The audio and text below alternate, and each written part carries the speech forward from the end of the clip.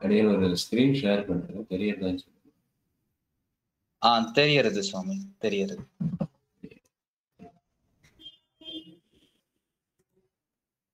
श्रीशैलेशदयापात्रं दीभक्त्यादिगुणार्णवम् इन्द्रप्रवणं वन्दे रम्यजामातरं मुनिं रम्यजामातृयोगीन्द्रपादरेखामयं सदा तदायत्तात्मसत्तादिं रामानुजमुनिं भजे लक्ष्मीनाथसमारम्भां नाथयामुनमध्यमाम् अस्मदाचार्यपर्यन्तां वन्दे गुरुपरम्परां यो नित्यमच्युतपदाम्बुजयुग्मरुक्मव्यामोहतस्तनिधराणि तृणाय मेने अस्मद्गुरोर्भगवतो सदैकसिन्धोः रामानुजस्य चरणौ शरणं प्रपद्ये मातापिता युवतयस्तनया विभूतिः सर्वं यदेव नियमेन मदन्वयानाम् आद्यस्य नः कुलपतेर्वकुलाभिरामं श्रीमत्तदङ्घ्रिगुणं प्रणमामि मूर्ध्ना भूतं च रत्नमादाहमयपट्टनाद श्रीभक्तिसारकुलशेखरयोगिवाहान् भक्ताङ्घ्रिगणपरकालयतीन्द्रमिश्रान् श्रीमत्पराङ्कुशमुनिं प्रणतोऽस्मि अविकाराय शुद्धाय नित्याय परमात्मने सदैकरूपरूपाय विष्णवे सर्वजिष्णवे यस्य स्मरणमात्रेण जन्मसंसारबन्धनात् विमुच्यते नमस्तस्मै विष्णवे प्रभविष्णवे तं ते पुण्डरीकाक्ष नमस्ते विश्वभावद नमस्ते ऋषिकेशमहापुरुषपूर्वच तत्तेन यच्चदीश्वर तत्स्वभावभोगापवर्गदुवाय गतिर्वदारः सप्तऋषयण्यरममीतपुराणरत्नं तस्मै नमो मणिकराय प्रकाशराय.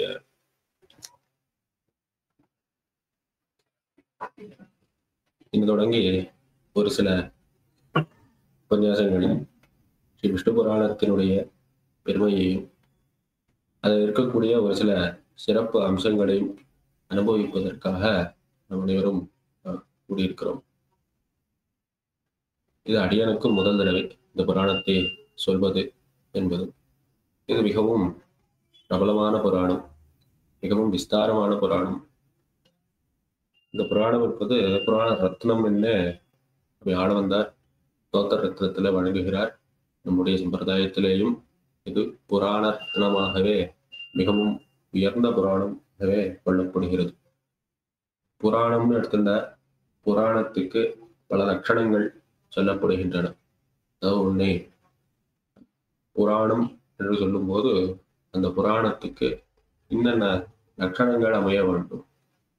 சர்கஸ்ச பிரதிசர்கஸ்ச வம்சோ மன்வந்தராணி ச வம்சாணி சரித்திரம் செய்வ புராணம் பஞ்சலட்சணம் என்று புராணங்களுக்கு 5 விதமான லட்சணங்கள் இருக்க வேண்டும். சிருஷ்டின்னு சொல்றோம், எவ்வாறு இந்த உலகம் எல்லாம் தோன்றியது என்னும் தோற்றத்தை பற்றி சொல்ல வேண்டும். பிரதிசர்க்கம் என்று மீண்டும் அது எவ்வாறு தோன்றியது என்பதையும் சொல்ல வேண்டும். அதுபோலவே என்னென்ன வம்சங்கள் இருந்தது, என்னென்ன வம்சங்கள் என்னென்ன வகைகளிலே அவை அமைந்தன என்றெல்லாம் சொல்ல வேண்டும். மன்வந்தரங்கள்னு சொல்லச்ச ஒவ்வொரு மனுவனுடைய காலம் எவ்வாறு இருந்தது, அந்தந்த காலத்தில் யார் யாரெல்லாம் இருந்தார்கள் என்று சொல்ல வேண்டும். அதுபோலவே இதையெல்லாம் அடிபட்டு வம்சானு சரித்தம் என்ற அதை அடிபட்டு இருக்கக்கூடிய சரித்திரங்கள், என்னென்ன சரித்திரங்கள் நடந்தன என்பதையும் சொல்ல வேண்டும். இது அனைத்தையும் சொன்னால் அந்த புராணம் பூர்ணமான புராணமாக கொள்ளப்படுகிறது. அந்த விதத்தில் ஸ்ரீ விஷ்ணு புராணம் பூர்ணமான புராணமாக கருதப்படுகிறது. அதுபோலவே ஸ்ரீ பாகவத புராணமும் ஸ்ரீ விஷ்ணு புராணத்தினுடைய விஸ்தாரமாகவே நாம் கொள்ளலாம். அதிலேயும் இது அனைத்தும் பேசப்படுவதனாலே அதுவும் பூர்ணமான ஒரு புராணமாக கொள்ளப்படுகிறது. இதுல விஷ்ணு புராணத்தை பிரதானமாக கொண்டு பார்க்கும்போது இது எதற்காக தோன்றியது என்பதை சுவாமி ஆளவந்தார் தோத்தர ரத்னத்தில் விளக்குகிறார்.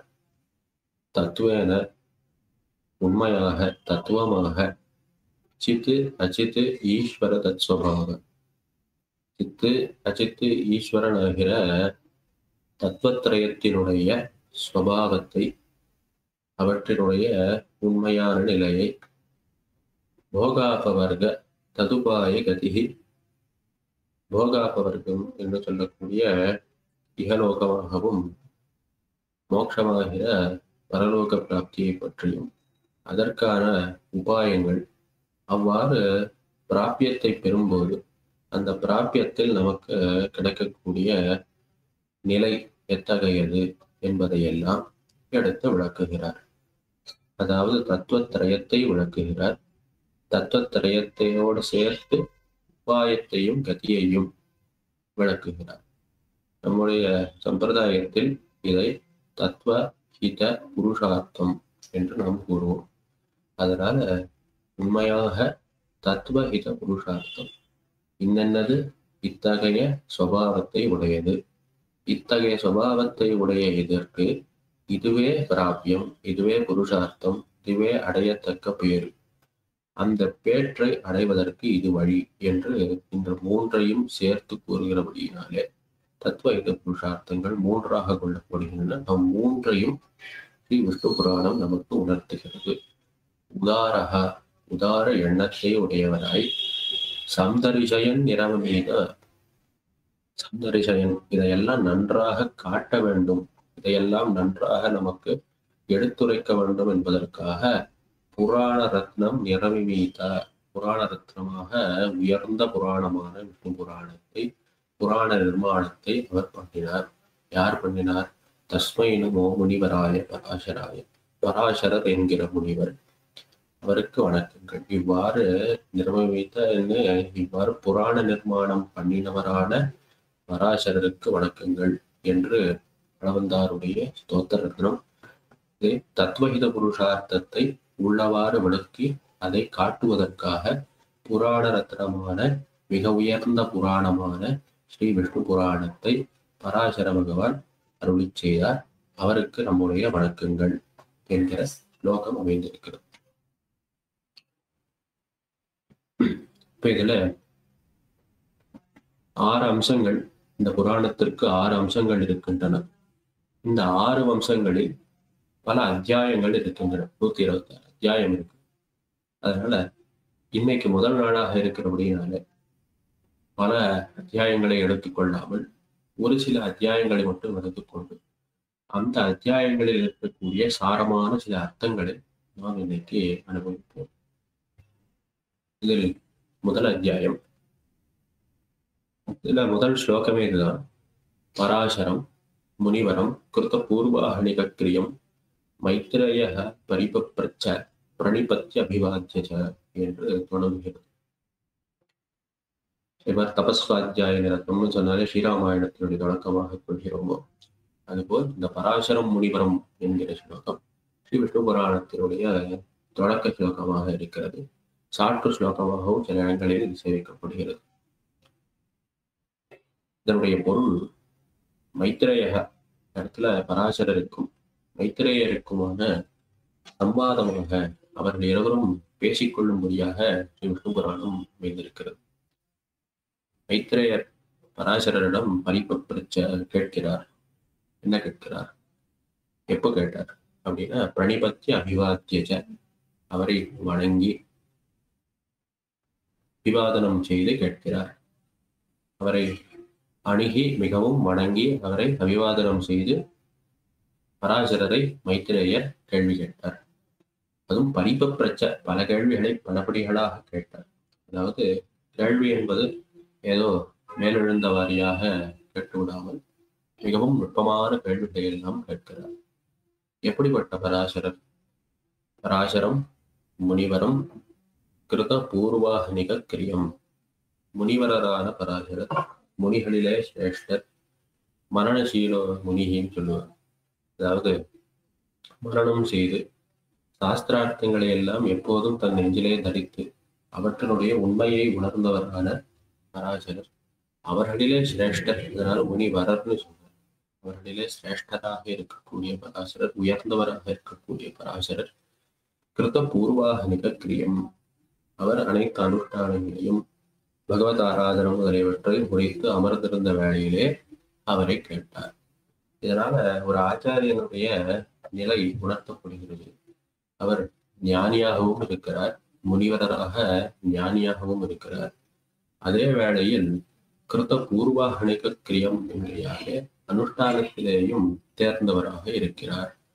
ஞானம் அனுஷ்டானவை நன்னாகவே உடையனான குரு என்று கூறியபடி ஞானமும் அனுஷ்டானமும் பொருந்தியவராக இருக்கக்கூடிய பராசரரை மைத்திரேயர் கேட்டார் என்று இந்த முதல் ஸ்லோகமானது புரிகிறது. என்ன கேட்டார் அப்படின்னு நிறைய கேள்வி கேட்கிறார். இந்த உலகம் எல்லாம் எவ்வாறு தோன்றியது? இது பெயர் விஷ்ணு புராணம் இருக்கச்சு நம்ம என்ன நினைப்போம்னா விஷ்ணு யாருன்னு கேட்டார்னு நினைச்சோம். ஆனா அந்த கேள்வியை மைத்திரேயர் கேட்கவே இல்லை. அவர் கேட்ட கேள்விகள் எல்லாமே பார்த்தா இந்த உலகம் எவ்வாறு தோன்றியது, இந்த உலகம் யாரிடத்தில் நிலைபெறுகிறது, பொதுவா நிறைய கேள்விகள்லாம் கேட்கிறார். அது போலவே புராணங்களில் காண கிடைக்கின்ற பல விஷயங்களில் கேள்வியாக கேட்கிறது. அதாவது மன்வந்தரங்களை பற்றி எல்லாம் கேட்கிறார், இந்த சரித்திரங்கள்லாம் எவ்வாறு நடந்ததுன்னு கேட்கிறார். அதனால உலகத்தில் இதுவரை என்னென்னலாம் நடந்திருக்கு, என்னென்ன நிகழ்வுகள்லாம் ஏற்பட்டிருக்கு, இந்த கேள்விகள் எல்லாம் சேர்த்து கேட்கிறார். அப்ப கேள்விக்கு பதில் ஒரு புராணமாகத்தான் இருக்க வேண்டும். ஏன்னா புராணம் என்பது 5 லட்சணங்களை கொண்டதுன்னு சொல்லியிருந்தோம். அந்த 5 லட்சணங்களையுமே கேள்வியாக மைத்திரேயர் இந்த இடத்துல கேட்கிறார். உலகத்தினுடைய காரணத்தை பற்றி விசாரிக்கிறார். உலகத்தின் ஜெகத்காரணம் யாரு, இன்னும் ஜெகத்காரணத்தை பற்றி விசாரிக்கிறார். அது போலவே பலவழிகளாக இந்த வம்சங்களை பற்றியும் மனுக்களை பற்றியும் தேவர்களை பற்றியும் இவர்களை பற்றி எல்லாம் இருக்கக்கூடிய தகவல்களை அளிக்க வேண்டும் என்று அவர் கேட்கிறார். அதனால மைத்திரேயர் நிறைய கேள்விகள் எல்லாம் கேட்கிறார். அதனால பரிபப்ரச்ச இன்னும் ஒரு புராணத்தை அமைப்பதற்கு தேவையான கதைகள் எல்லாவற்றையும் கேட்கிறார். அதுவும் இல்லாமல் இந்த புராணத்தை கேட்பதற்கு முன் தனக்கு அனைத்து அர்த்தங்களும் ஆச்சாரியம் கிடைத்து விட்டதாகவும் கூறுகிறார். அதாவது சாஸ்திரத்தை அதிகரிப்பது முதலான அனைத்தையும் செய்திருக்கிறார். அதற்கு பிறகு இந்த கேள்வியை கேட்கிறார். இவர் வேதத்தை எல்லாம் கற்றுவிட்டார், சாஸ்திரத்தை எல்லாம் கற்றுவிட்டார்னு சொல்லுவோம். அப்ப எதற்காக இவர் இந்த கேள்வியை கேட்கிறார் என்ற சந்தேகம் நமக்கு எழும். இந்த இதிகாசங்களும் புராணங்களும் உபபிரமணங்கள் என்று நாம் கொள்கிறோம். வேதார்த்தம் அறுதியிடுவது ஸ்மிருதி இதிகாச புராணங்களாலே என்கிறார் லோகாச்சாரியர். அதில் வேதத்தினுடைய பூர்வபாகத்தினுடைய அர்த்தத்தை ஸ்மிருதிகள் மூலமாகவும் உத்தரபாகமான வேதாந்தத்தினுடைய அர்த்தத்தை தெளிவாக நாம் இதிகாச புராணங்களை கொண்டும் அறிகிறோம் என்று அவர் உணர்த்துகிறார். அதனால வேதத்தை அறிந்தாலும் இந்த வேதத்தினுடைய பொருள் நமக்கு தெளிவாக புலப்பட வேண்டும் என்று சொன்னால் அதை இதிகாச புராணங்களை கொண்டே நாம் தெளிவடைகிறோம். அந்த வகையில் மைத்திரேயர் வேதத்தை அதிகரித்திருந்த போதிலும் அந்த வேதார்த்தம் நமக்கு தெளிவாக தெரிய வேண்டும் என்பதற்காக இந்த புராணத்தை யாசிக்கிறார் பராசரரிடம். அப்போ பராசரர் மைத்திரேயருக்கு ஒரு கதை சொல்றார். புராணமாச்சே, நிறைய கதைகள் உண்டு. அதனால அவர் ஒரு கதை சொல்றார். பராசரர் யார் என்ற தொடக்கத்தையே பராசரர் யாருன்னு சொல்லியிருக்கணும். ஆனா சொல்லாதது காரணம் அவரே சொல்றார் அடுத்த கதையில. வசிஷ்டருடைய பேரன் பராசரர். வசிஷ்டருடைய மகனுக்கு சக்தி என்று பெயர். சக்திக்கு பிறந்தவர் பராசரர். இந்த சக்தி என்கிற முனிவர் அவருக்கும் ஒரு அரசனுக்கும் ஏற்படுகின்ற ஒரு சில மனஸ்தாபம்னு சொல்லலாம், இல்லை மிஸ் அண்டர்ஸ்டாண்டிங்னு சொல்லலாம். அதனால ஒரு சில நிகழ்வுகள் நடக்கின்றன. இறுதியில் விஸ்வாமித்திரருடைய ஏவலின் பேரில் ஒரு ராட்சசன் இந்த சக்தி என்கிற முனிவரை அவன் கொன்று விடுகிறான். இந்த ராட்சசன் கொன்றான் என்ற சரித்திரம், அந்த விஷயம் பராசரருக்கு அதுவரை தெரியாமலேயே அவர் வளர்ந்து விடுகிறார். ஒரு காலகட்டத்தில் அவருக்கு அது தெரிந்து விடுகிறது. அதாவது ஒரு ராட்சசன் தான் தன்னுடைய தந்தையை அழித்தான் என்றதை ஒரு காலகட்டத்தில் அவர் உணர்ந்து கொள்கிறார். அப்போது அவருக்கு மிகவும் கோபம் ஏற்படுகிறது. மிகுந்த குபிதராய் அவர் ஒரு யாகத்தை செய்கிறார். சத்திரமான தீர்க்க சத்திரமான ஒரு யாகத்தை தொடங்குகிறார். எதற்காக தொடங்குகிறார்னு கேட்டார், இந்த யாகத்தை தொடங்கி ராட்சசர்கள் அனைவரையும் அழித்து விட வேண்டும், ராட்சச வம்சமே இருக்கக்கூடாது என்பதற்காக ஒரு யாகத்தை தொடங்குகிறார். அந்த யாகத்தில் பல ராட்சசர்கள் மடிந்து போகிறார்கள். அப்போது அவருடைய பாட்டனாரான வசிஷ்டர் அவரிடத்துல ஞானத்தை உபதேசிக்கிறார். அதில் வர ஸ்லோகம்தான் இங்கே எடுத்து காட்டப்பட்டிருக்கிறது. மூடானாமேவ பவதி குரோதோ ஞானவதாம் குதஹ ஹன்யதே தாத கஹ கேன யதஹ ஸ்வகிருத புக்புவான் என்கிற ஸ்லோகம் அமைந்திருக்கு. மூடானாமேவ குரோதோ பவதி. கோபம் என்பது மூடர்களுக்கு வரக்கூடிய ஒன்று. ஞானவதாம் குதஹா. இது ஞானத்தை உடையவர்களுக்கு எவ்வாறு இத்தகைய கோபம் வரும்னு வசிஷ்டர் பராசரரை கேட்கிறார். ஏன் அப்படி கேட்கிறார் அப்படின்னா, ஹன்யதே தாத்த கஹ கேன, என்ன தாத்த, அப்பனே, இந்த பராசரரை பார்த்து சொல்றார்.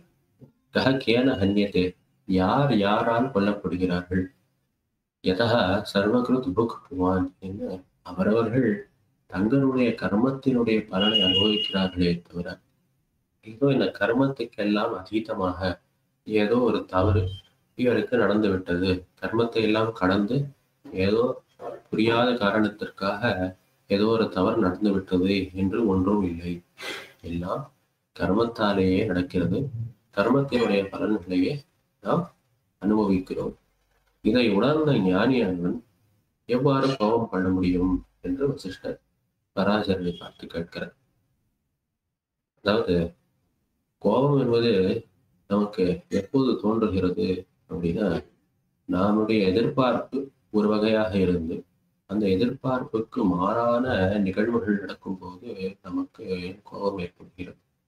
ஆனால் நடப்பவை அனைத்துமே அவரவர் கர்மத்தின் அடியாக நடக்கிறது என்ற ஞானம் ஒருத்தருக்கு இருந்துவிட்டால் அங்கு கோபத்துக்கு இடமே இல்லையே. இந்த விதத்தில் வசிஷ்டர் பராசரரை, அதாவது ஆச்சாரியின் சிஷ்யனை திருத்தி பணி கொள்வது போல வசிஷ்டர் பராசரரை திருத்துகிறார். அது மட்டும் இல்லாமல் ஒரு சாது, ஒரு ஞானி, அவருடைய லட்சணம் என்னன்னா க்ஷமாசாராகி சாதுவா என்கிற ஒரு மகாவச்சனத்தை இந்த இடத்துல சொல்றார்.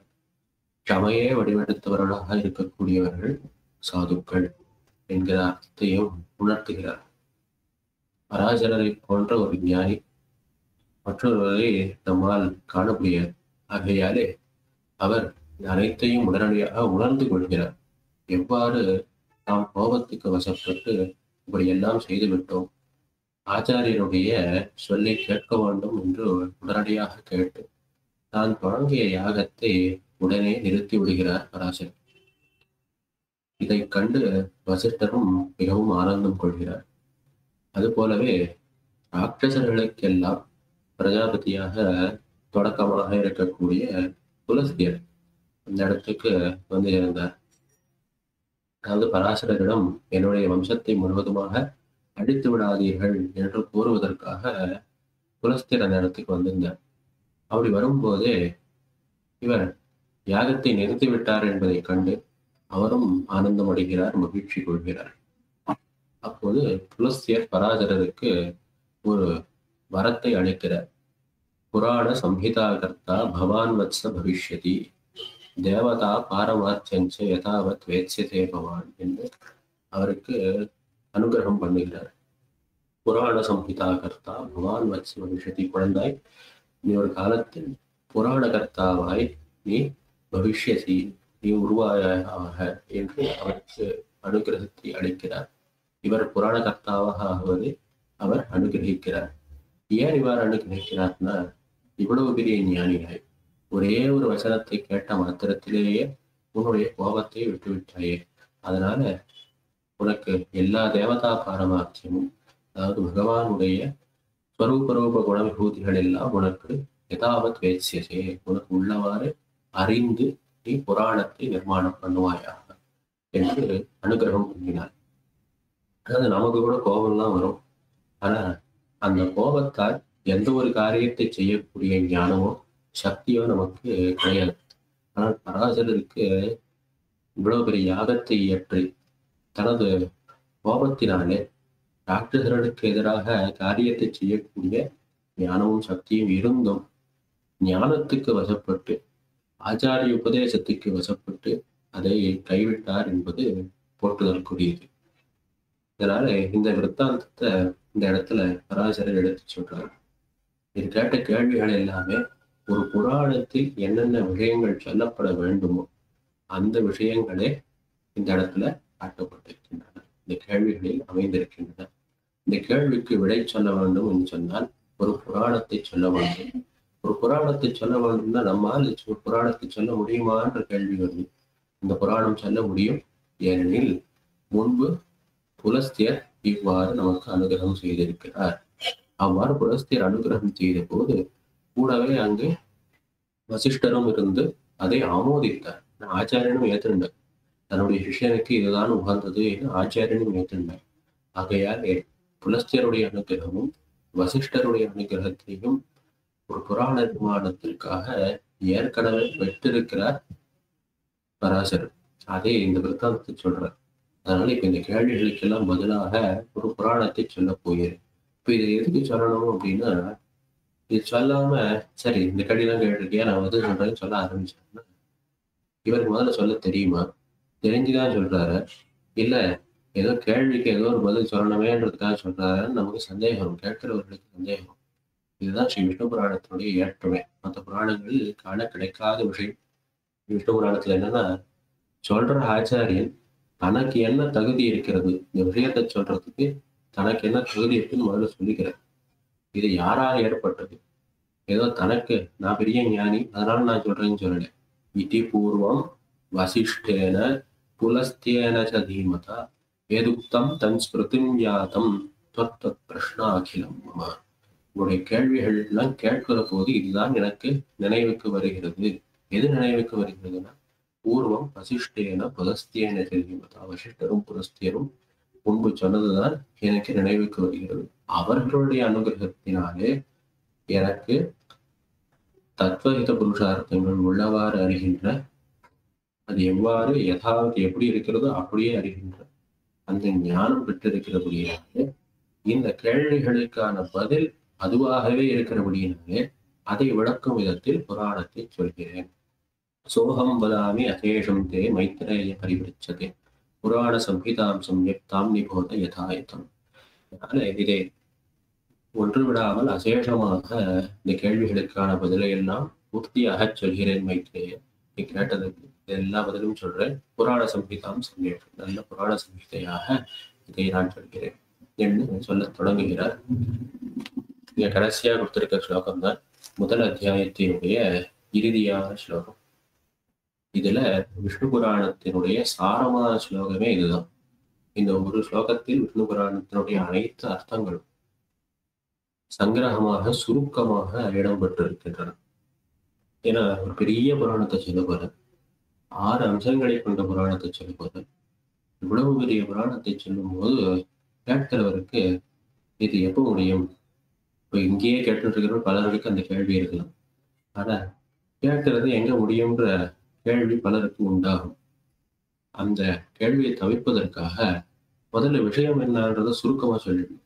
அப்படி சுருக்கமா சொல்லிவிட்டால் அதற்கு பிறகு அவரவர்களுக்கு அதில் ருச்சி பிறந்து இதை மேலும் தெரிந்து கொள்ள வேண்டும் என்கிற ஆவல் பிறக்கும். ஆகையாலே சுருக்கமாக இந்த புராணத்தினுடைய அர்த்தத்தை முதலில் விவரிக்கிறார். விஷ்ணோஹோ சகாசாத் சம்பூதம் ஜெகத் தத்ரைவ சம்ஸ்திதம் ஸ்திதி சம்யம கர்த்தாசௌ ஜெகதோஸ்ய ஜெகச்ச சஹா என்கிறார்.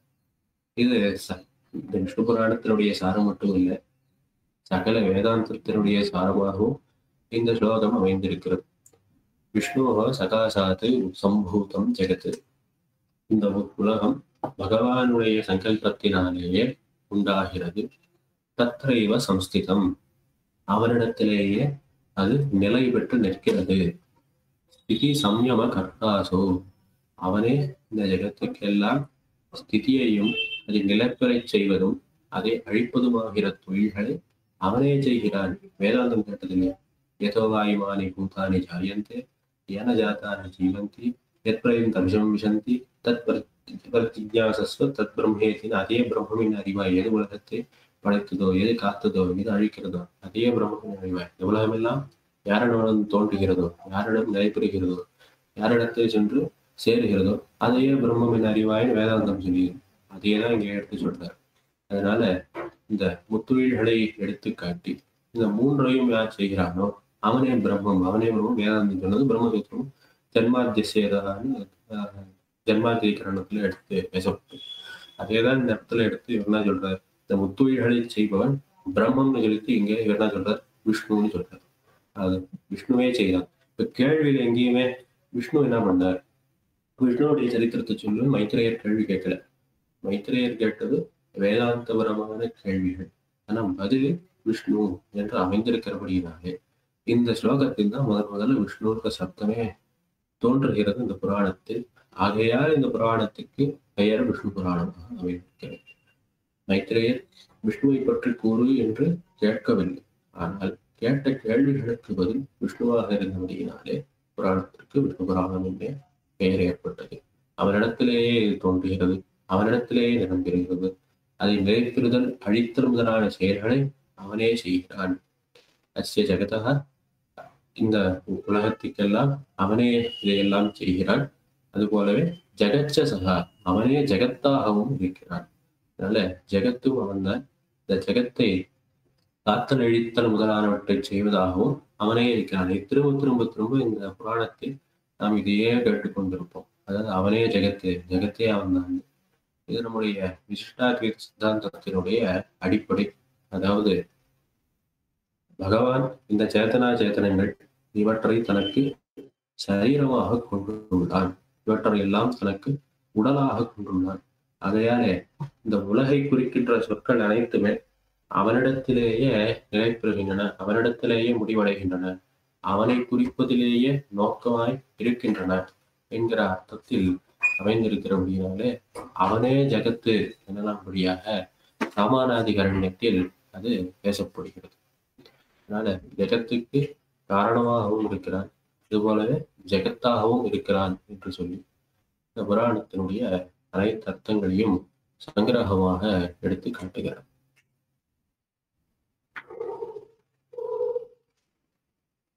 இரண்டாவது அத்தியாயம், அதாவது நமக்கு மிகவும் தெரிந்த ஸ்லோகம் இது. அவிகாராய சுத்தாய நித்யாய பரமாத்மனே சதைக ரூப ரூபாய விஷ்ணவே சர்வ விஷ்ணவேன்னு சொல்றேன். இந்த ஸ்லோகம் இங்கிருந்து தான் அமைந்திருக்கிறது. தொடக்கத்தில் பல வணக்கங்களை செய்கிறார். நமோ ஹிரண்ய கர்ப்பாய ஹரயே சங்கராய வாசுதேவாய தாராய சர்கஸ்தித்யந்தகாரிணே ஏகாநேக ஸ்வரூபாய ஸ்தூல சூக்ஷ்மாத்மனே நமः அவ்யக்த வியக்த ரூபாய விஷ்ணவே முக்தி ஹேதவே சர்கஸ்திதி விநாசானாம் ஜெகதோஸ்ய ஜெகன்மயः மூலபூதோ நமஸ்தஸ்மை விஷ்ணவே பரமாத்மனே. இந்த தொடக்கத்திலேயே, அதாவது ஒரு பெரிய புராணத்தை சொல்ல தொடங்கப் போகிறார். பெரிய கிரந்தத்தை நிர்மாணம் பண்ணும் போது தொடக்கத்தில் மங்களாச்சரணம் என்று சிலவற்றை சொல்வதுண்டு. அதாவது தொடக்கத்தில் மங்களகரமான சில வச்சனங்களை பேசி அதற்கு பிறகு அந்த கிரந்தத்தை தொடங்குகிற மரபு. அந்த விதத்தில் மங்களாச்சரணமாக சிலவற்றை சொல்கிறார்.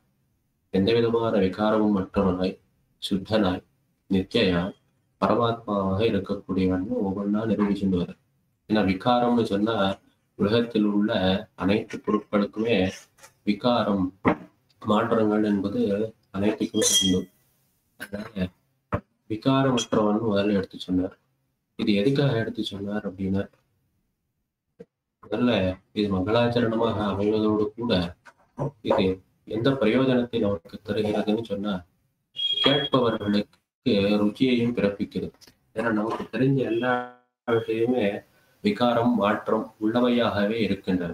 விகாரங்கள் மாற்றங்கள் இல்லாத விஷயம் அப்படின்னு ஒண்ணு நமக்கு அவ்வளவு ஒன்றும் தெரியாது. அதனால் எடுத்தெடுப்பிலேயே அவிகாராய என்று விகாரமற்றவன் என்று சொன்னபடியினாலே இவன் எந்த விகாரத்தையும் இல்லாதவனாக இருக்கிறான் என்பதனாலேயே நமக்கு ஒரு ருச்சி இருக்கிறது. ஆனால் அந்த விகாரமற்றவன் ஒரு வஸ்து மிகவும் தாழ்ந்தது, அது தாழ்ந்ததாய் இருப்பது விகாரமற்றதாக இருக்கிறதுனா அது நமக்கு பிரயோஜனமே இல்லையா. அதனால அடுத்ததாக சுத்தாய நித்யாய அப்படின்னு 2 பதங்களை உபயோகிக்கிறார். சுத்தாய என்கையாலே இது அனைத்து விதமான மங்களங்களையும் கொண்டதாக இருக்கிறது, இது உத்தமமான வஸ்து, நன்மையை தரக்கூடிய வஸ்து என்பதை சுத்தாய என்பதனாலே எடுத்துக்காட்டு. அடுத்ததாக நித்யாயன, அதாவது ஒரு சில வஸ்துக்கள் ஒரு காலத்திலே தோன்றும், அதற்கு பிறகு அது மறையும். அது தோன்றி மறையும் காலத்துக்கு இடையே எடுக்கக்கூடிய இடைவெளியில் அது அவிகாரமாக இருக்கலாம். ஆனால் அது ஒரு காலத்திலே தோன்றி ஒரு காலத்திலே மறையும் பொருளாக இருந்தால் அது நம்ம காலத்தில் இருக்கக்கூடிய பொருளா, நம் காலத்திலே தோன்றி மறைந்து விடுமா என்றெல்லாம் சங்கைகள் நமக்கு பிறக்கும். இதை தவிர்ப்பதற்காக நித்யாய என்கிறார். இதற்கு தோற்றமோ மறைவோ எதுவுமே கிடையாது என்பதை காட்டுவதற்காக நித்யாய என்று நித்தியமாக இருக்கக்கூடிய வஸ்து, நன்மைகளை எல்லாம் தனக்குள் கொண்டிருக்கக்கூடிய வஸ்து, ஒரு காலத்திலேயும் மாறாத வஸ்து, அதை பற்றி சொல்கிறேன் என்று தொடங்குகிறார். அடுத்து பரமாத்மனே என்கிறார். ஏன்னா எந்த விதமான விகாரமும் அற்றிருத்தல், எப்பொழுதும் நன்மைக்கே இருப்பிடமாக இருத்தல், நித்தியமாக இருத்தல், இவையெல்லாம் நித்திய சூரிகளுக்கும் இருக்குமே. அதனால் இவர் நித்திய சூரிகளை பற்றி கூறுகிறாரோன்னா இல்ல, அந்த நித்திய சூரிகளுக்கும் நாயகனான பகவானை பற்றி கூறுகிறார் என்பதை காட்டுவதற்காக பரமாத்மனே என்ன அவரை பரமாத்மா என்கிறார். அதற்கு அடுத்தபடியாக இதையே சங்கிரகமாக சதைக ரூப ரூபாய, ஒரே ரூபத்தை கொண்டவராக, எப்போதும் ஒருவடிவட்ட ரூபத்தை கொண்டவராக, நித்தியமான ரூபத்தை கொண்டவராக இருந்த போதிலும் பல ரூபங்களை இவர் தரித்துக் கொள்கிறார். இந்த ஜெகத்துல சேதனா சேதனங்களாகிற வஸ்துக்களை தமக்கு சரீரமாக கொண்டு பலவிதமான ரூபங்களை தரித்துக் கொள்ளக்கூடியவரான விஷ்ணவே, சர்வஜிஷ்ணவே. இப்ப நம்மளாம் சரீரத்தை எதுக்காக எடுத்துக்கிறோம்? நம்ம சரீரத்தை எடுத்தோம்னா அதனால நம்முடைய கர்ம பந்தத்தால் சரீரத்தை ஏற்றுக்கொண்டோம், அதனால கர்ம பலன்களை நாம் அனுபவிக்கிறோம். ஆனால் இவரோ இந்த உலகத்தை ஜெயிப்பதற்காக, சர்வஜிஷ்ணவே, இந்த உலகத்தால் வெற்றி கொள்வதற்காக, முதலே சொன்ன சிதந்தே புண்டரி காட்சன், அதுபோல அனைவரும் வெற்றி கொள்வதற்காக, தன்னுடைய உயர்வை எல்லாம் காட்டுவதற்காக இந்த ரூபங்களை எடுத்துக் கொள்கிறார் என்று இந்த ஸ்லோகத்துக்கு முதல் ஸ்லோகத்திலேயே அப்படிப்பட்டவரை வணங்குகிறேன் என்றும், அடுத்ததாக நமோ ஹிரண்ய கர்ப்பாய ஹரே சங்கராய வாசுதேவாய தாராய சர்க்கஸ்தித்யந்த காரணே, முத்தொழில்களையும் செய்யக்கூடியவராய் பிரம்மா சிவன் முதலானவர்களுக்கு அந்தர்யாமியாக இருந்த ஹரியாகவும் நின்ற முத்தொழில்களையும் செய்யக்கூடியவன் என்று அடுத்தபடியாகவும், அடுத்து அதையே விவரிக்கும் விதத்தில் ஏகாநேக ஸ்வரூபாய ஸ்தூல சூக்மாத்மனே நமஹ. அதாவது இந்த உலகம் சேதனா சேதனங்களுக்கு சூக்ஷ்ம ரூபம், ஸ்தூல ரூபம், அதாவது நுண்ணிய வடிவு, அது நன்றாக தெரிகின்ற வடிவு என்று இரண்டு வகையான வடிவுகள் அவர்களுக்கு உண்டு. கண்ணுக்கு வியக்தமா தெரிகிற வடிவில் தான் நம்ம இப்போ பார்த்துட்டு இருக்கோம். இது ஸ்தூலமான வடிவு. ஸ்தூலமான வடிவைத்தான் நாம் அனுபவித்துக் கொண்டிருக்கிறோம். சூக்ஷ்மமான வடிவு, பிரளய காலத்தில் இதெல்லாம் நுண்ணிய வடிவில் இவையெல்லாம் அமைந்திருக்கும். அந்த நுண்ணிய வடிவில் இருக்கக்கூடிய பிரகிருதி புருஷர்களுக்கும் பிரகிருதி புருஷர்களையும் தனக்கு சரீரமாக உடையவன் பகவான். அதுபோலவே ஸ்தூலமாக இப்போது எவ்வாறு ஏதோ இந்த இமானி பூதானின்றது இந்த பூதங்கள் எல்லாம் என்று இவ்வாறு ஸ்தூலமாக இவையெல்லாம் நமக்கு நம்முடைய இந்திரியங்களுக்கு புலப்படும் வகையில் இருக்கக்கூடிய இந்த பொருட்களை எல்லாம் பார்க்கும்போது அது ஸ்தூலமான ரூபமா இருக்கு. அந்த ஸ்தூலமான பெரிய உருவி கண்ணுக்கு புலன்களுக்கும் புலப்படுகின்ற பிரத்யட்சமாக இருக்கக்கூடிய அந்த வடிவிலேயும் இரண்டு விதமான வடிவங்களையும் இரண்டையும் தனக்கு சரீரமாக உடையவன். அதுதான் ஏக அநேக ஸ்வரூபாக என்றார். ஏக ஸ்வரூபம்ன்றது சூக்ஷ்மமான ரூபம், அநேக ஸ்வரூபம்ன்றது ஸ்தூலமான ரூபம். ஏன்னா இந்த சூக்ஷ்மமான ரூபத்துல இது இத்தகையது, இது இன்னதே என்று சொல்ல முடியாத நிலை இருக்கும். அது ஸ்தூலமாகும் போதுதான் இது ஒரு மேதை, இது ஒரு மரம் என்றெல்லாம் சொல்லும்படியாக இது அநேக ரூபமாக இருக்கும். இது இரண்டுக்கும் ஸ்வரூபாயன்றது இந்த இடத்துல அவன் தனக்கு சரீரமாக கொள்கிறார் என்கிற அர்த்தத்திலே காட்டப்பட்டிருக்கிறது. அதையே திரும்பி சொல்றார், அவ்வியக்த வியக்த ரூபாய. ஸ்தூல சூக்ஷ்மம் அவ்வியக்தம். முதல்ல சூக்ஷ்ம ரூபம் என்பது அவ்வியக்தமா இருக்கு. அது நமக்கு புலப்படாத வகையிலே இருக்கிறது, நமக்கு தெரியாத வகையிலே இருக்கிறது. வியக்தம் என்பது நன்கு புலப்படுகின்ற வடிவத்தில் இருக்கிறது. அதனால இந்த சூக்ஷ்ம சேதனங்களை தனக்கு சரீரமாக கொண்ட அதே விஷ்ணுதான் ஸ்தூல சேதனங்களை தனக்கு சரீரமாக கொள்கிறான். இதுதான் தத்துவமசின்னு சொல்லுவாங்க உபநிஷத்துல. அதனால அந்த பிரம்மம் தான் இந்த பிரம்மம்னு காட்டினார் இல்லையா? அந்த பிரம்மமான எந்த பிரம்மம்? அதாவது படைப்புக்கு முன் சூக்ஷ்மமான சேதனங்களை தனக்கு சரீரமாக கொண்ட அதே பிரம்மம்தான் இப்போது ஸ்தூல சேதனங்களை தனக்கு சரீரமாக கொண்டிருக்கிறது என்று பற்றி சொன்னார். அதே இந்த இடத்துல விளக்குகிறார். இந்த 3 சொல்லிட்டு வந்திருக்காரு திரும்பி திரும்பி. அதாவது படைக்கிறார், காக்கிறார், அழிக்கிறார். படைக்கிறார், காக்கிறார், அழிக்கிறார். இந்த இடத்துல 4வது கொண்டு வர முக்தி ஹேத்தவேன்னு மோட்சப்பிரதத்துவம். மோட்சோபாயமாக இருக்கக்கூடியவன் பகவானே என்பதை 4வது தொழிலையும் சேர்த்து இந்த இடத்துல அனுசந்திக்கிறார். எம்பெருமானாரும் ஸ்ரீபாஷ்யத்தினுடைய தொடக்கத்தில் அகில பவன ஜென்மஸ்தேம பங்காதிரீதேன தொடக்கத்துல ஜென்மஸ்தேம பங்கன்னு முத்தொழில்களை பற்றி பேசினார். அதற்கு பிறகு வினத விவித பூதபிராத ரட்சைக தீட்சே என்று அடியார்களை இவன் ரட்சிக்கிறான், அடியார்களுக்கு முக்தி அருள்கிறான், மோட்சோபாயமாக இருக்கிறான் என்பதையும் எடுத்து பேசினார் அல்லவா. அதற்கும் அடியே நாம் இங்கே காணலாம். முத்தொழில்களையும் பேசி கூடவே மோட்சோபாயமாக இருக்கிறான் என்கிற அர்த்தத்தையும் இந்த இடத்துல காட்டுகிறார். சர்க்கஸ்திதி விநாசானாம் ஜெகதோசிய ஜெகன்மயா. இந்த உலகத்துக்கு முத்துயில்களை செய்பவன் இவனே, ஜெகன்மயா ஜெகத்தாக இருப்பவனும் இவனே என்று அந்த அர்த்தத்தையும் எடுத்து காட்டி மூலபூதோ நமஸ்தஸ்மை விஷ்ணவே பரமாத்மனே என்று முதலிலே பகவானை வணங்கி தொடங்குகிறார். அடுத்தது இந்த புராணம் எங்கிருந்து வந்தது? ஏற்கனவே சொல்லிட்டார். இந்த புராணத்தை தான் சொல்வதற்கு தமக்கு இருக்கிற அதிகாரம் என்ன என்பதையெல்லாம் விளக்கிவிட்டார். அடுத்ததாக இந்த புராணத்துக்கு சோர்ஸ், இது எங்கேருந்து வந்தது, இது இது ஏன் விஸ்வசிக்கத்தக்கது, ஏன் நம்பத்தக்கது என்பதை அடுத்ததாக விளக்குகிறார். கதாயாவி யதாபூர்வம் தட்சாதே முடிசத்தவைகி புஷ்டா புரோவாச்ச பகவான் அப்ஜயோனிகி பிதாமகா என்று பிரம்மா முதலில் இதை தட்சர் முதலான முனிவர்கள் அவர்கள் கேட்ட கேள்விக்கு இந்த புராணத்தை பதிலாக உரைத்தார். அதனால முதல்ல சிஷ்யனுக்கு சொல்றார், your question is not absolutely original. இது ஒன்றும் முதல் தடவை இது யாரும் இந்த கேள்வியை கேட்டதில்லை. ஏற்கனவே இந்த கேள்வி ஒருத்தர் கேட்டிருக்கார். தட்சாதி முனி சத்தமையில் தட்சர் முதலான முனிவர்கள் ஏற்கனவே இதே கேள்வியை கேட்டார்கள். அந்த கேள்விக்குத்தான் பிரம்மா இந்த புராணத்தை விடையாக உரைத்தார். அதனால இது நல்ல கேள்வி, ஏற்கனவே பல உத்தமர்கள் கேட்ட கேள்வி என்று கொண்டாடி அதற்கு பிறகு தைஷ்டோக்தம் புருகுத்சாய பூஜைய நர்மதா தட்டே, நர்மதையினுடைய தீரத்தை ஆண்டு வந்தவனான புருகுத்சன் என்கிற அரசனுக்கு அவர்கள் அதை சொன்னார்கள். அவனும் அதை சாரஸ்வதாய தேனாப்பி, சாரஸ்வதனுக்கு அவர் சொன்னார். மஹ்யம் சாரஸ்வதேனச்ச, சாரஸ்வதர் எனக்கு சொன்னார் இந்த புராணத்தை. இந்த புராணத்தினுடைய குரு பரம்பரையை சொல்றேன். யார் யாருக்கு சொன்னார், யார் யாருக்கு சொன்னார், ஏதோ நானே ஏதோ கல்பித்து சொல்றேன் இல்லை. இதெல்லாம் இன்னன்னாருக்கு உபதேசித்தது. அது எனக்கு இந்த ஆச்சாரிய பரம்பரையில் கிடைத்தது. அதனால சொல்றதுக்கான அதிகாரம் இருக்குன்றதை 2 விதத்திலே நிரூபிக்கிறார். ஒண்ணு, இது ஆச்சாரியர் மூலமாக தாம் அபியசித்திருக்கிறார், இதை கற்றிருக்கிறார் என்பதை ஒரு விதத்துல காட்டினார். முன் அத்தியாயத்தில் இதை கற்கும் போது அதை சரியாகத்தான் அவர் கற்றிருக்கிறாரா, இல்ல அதனுடைய அர்த்தங்கள் அவர் சரியாக கற்கவில்லையா என்ற சந்தேகத்தை போக்குவதற்கு வசிஷ்டர் புலஸ்தியர் முதலான அனுகிரகத்தை பெற்றிருக்கிறபடியினாலே உண்மையான அர்த்தத்தை தாம் அறிந்து வைத்திருக்கிறார். அறிந்து வைத்தாலும் அதை சொல்ல வேண்டுமோ என்று சொன்னால் அது ஆச்சாரியனுடைய நியமமே இருக்கிறபடினாலே புராண சம்ஹிதையை நீ செய்வாயாக என்று ஆச்சாரிய அனுகிரகம் இருக்கிறபடினாலே அந்த ஆச்சாரியனுடைய ஆணையை நிறைவேற்றும் விதத்தில், ஆச்சாரிய அனுகிரகத்தை பூர்த்தி செய்யும் விதத்தில் நான் இந்த புராணத்தை சொல்கிறேன் என்று மகாஞானியான பராசர் இப்படியெல்லாம் தன்னுடைய அதிகாரம் எவ்வாறு நியாயமானது என்பதை காட்டுகிறார். இதுவும் ஸ்ரீ விஷ்ணு புராணத்தினுடைய ஏற்றம். மற்ற புராணங்களில் இவ்வாறு காண்பது அதிகம்.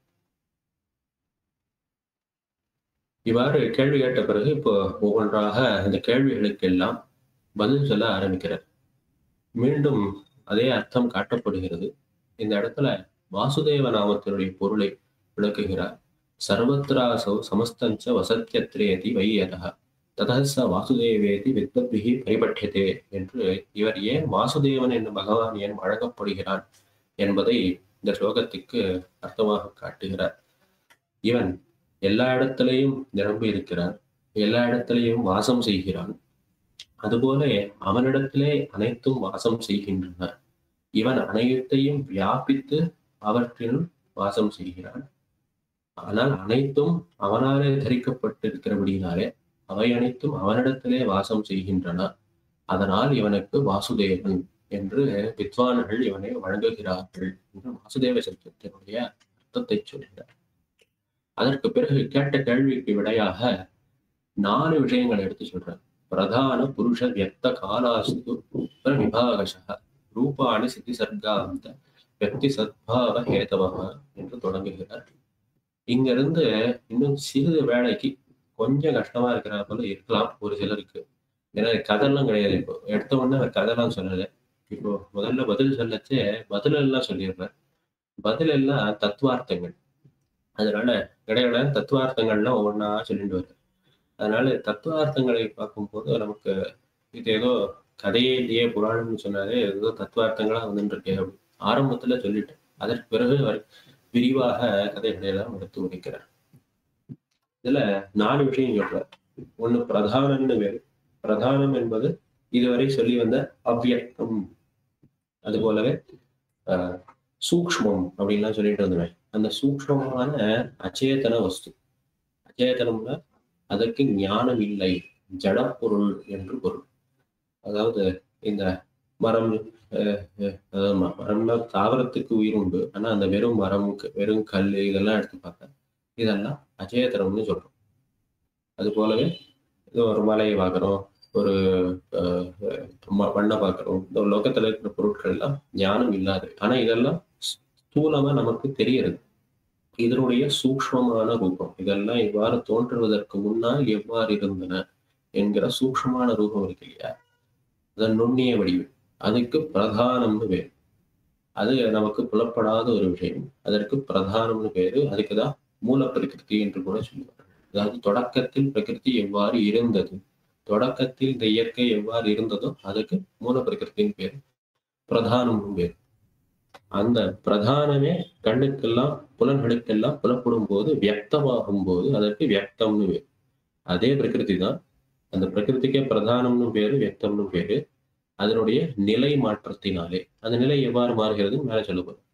இது நடுவில் புருஷன் இருக்கு. இந்த புருஷன்றதுதான் ஆத்மா. இதுதான் ஞானம் உள்ள வஸ்து, அஜடமான வஸ்து. இதுதான் நாம்.